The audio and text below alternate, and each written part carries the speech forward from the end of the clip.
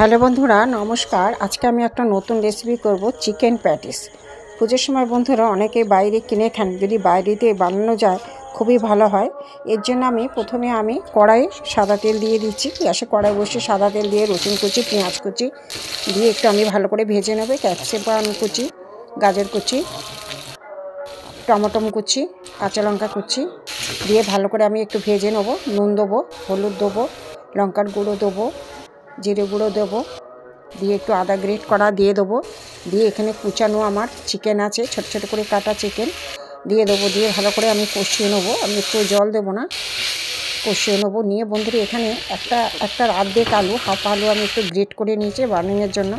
এখানে একটু চিকেন মশলা দিয়ে দেবো। দিয়ে ভালো করে কষিয়ে ঠান্ডা করে নেবো। এখানে দেখুন সাধারণ নর্মাল যেমন ময়দা মাখে, নুন একটু তেল দিয়ে জল দিয়ে ময়দা মেখে 6টা গোলা করে নিয়েছি। তার মধ্যে রুটি করে নেবো, 3টে রুটি করে নেবো।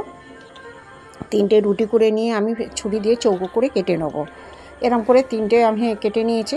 কেটে নিয়ে এর মধ্যে যে চিকেনের পুরটা ছিল না, প্রথমে তেল দেবো। তেল দিয়ে ময়দা দিয়ে দেবো।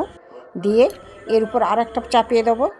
দিয়ে আবার তেল দেবো, আবার একটু ময়দা ছড়িয়ে পরপর 3টে দিয়ে এর উপরে চিকেনের যে পুরটা করেছিলাম ঠান্ডা হয়ে গেছে। এবার দিয়ে এরকম কোনাকুনি মুড়ে দেবো। 3টে পরপর দিতে হবে, তবে খাসতে হবে, ভেতরের পাটগুলো বোঝা যাবে। এবার দেখুন গরম কড়াই দিয়ে ভেজে নিচ্ছি। একটু গ্যাস কমিয়ে কমিয়ে ভাজতে হবে, নাহলে ভিতরটা কাঁচা থাকবে। হয়ে গেছে আমার চিকেন প্যাটিস। বন্ধুরা খুবই ভালো লাগে খেতে, এইভাবে একবার করে দেখবেন। পুজোর সময় বাড়িতে করলেই ভালো হয়, পুজো এসে যাচ্ছে। হয়ে গেছে আমার চিকেন প্যাটিস।